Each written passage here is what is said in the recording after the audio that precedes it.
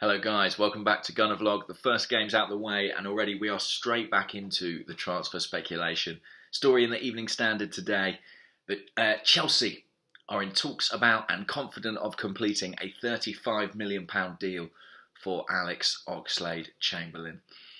Oxlade-Chamberlain started the Community Shield against Chelsea and the first Premier League fixture against Leicester, both as a left wing back, but with less than a year to go on his contract and deadlock in talks about the deal, it seems that he might be on the move before the end of the window. I've got to say, if there's anything like that kind of money on the table, I think Arsenal have to sell.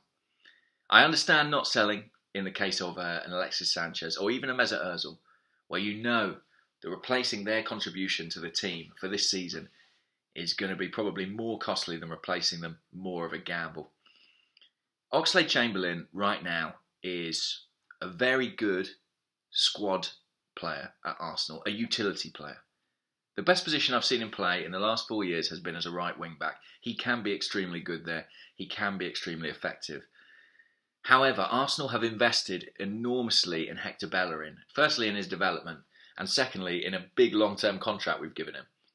And assuming we're confident that we can resist Barcelona's advances for another few years, Bellerin has got that slot nailed down. Now, can you keep a player for 12 months to lose him on a free, probably to another English club, when he's going to be effectively a backup for you? And when there is such a huge amount of money on the table, that would make him the most expensive player, I believe, that Arsenal have ever sold. Is that fair? I think it would take him above Cesc and Nasri. I think it would make him the most expensive sale in Arsenal's history. Forgive me, I might be forgetting that. I've not double-checked that one. But for a player who's never been an automatic pick, you know, even accounting for inflation in the transfer market, that's a very appealing deal.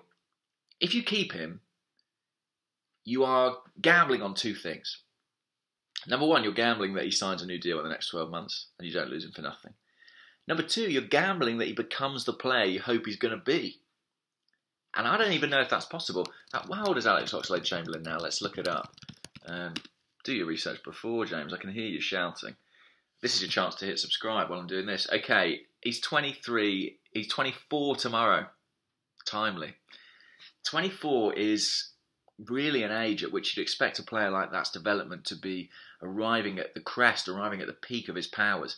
And Oxlade-Chamberlain's still got a long way to go. I see his potential.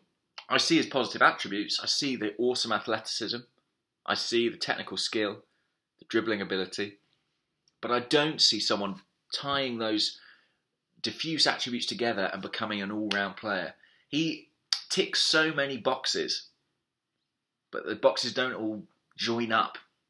Does that make sense? He's a nearly guy. And it could change. Players do sometimes kick on in their late 20s and find levels we didn't know they previously had, especially if they've had injury problems. Robin van Persie is a good example. But I don't necessarily know, none of us know, that Oxlade-Chamberlain is going to do that. And it doesn't scare me, the thought of him going to Chelsea. I'm sure if he goes to Chelsea, he'll start a lot of games. I think he's a better right wing-back than Victor Moses. I think Hector Bellerin is too. I think we've got two great right wing-backs. But I don't think Oxlade-Chamberlain's a left wing-back. I think Kolasinac's going to play that position for us. And for £35 million, can we get someone who can provide adequate cover for Bellerin? I think so. I think so, and we don't lose another player on a free. It's all very well to write off Alexis, write off Ozil, but writing off the Chamberlains, even the Wilshires, the Gibbses, I don't think we should be doing that. We've got to try and recoup what we can this summer, if it's at all possible. And if there's money on the table for Chamberlain, I've said it already this summer, I think we do probably need to take it. Sometimes things just reach a natural point where they reach a close, and he's had a long time at Arsenal. It's not happened for him as he or the club or Arsene Wenger or the fans would expect. Why do you expect that to change now? I don't necessarily expect it to.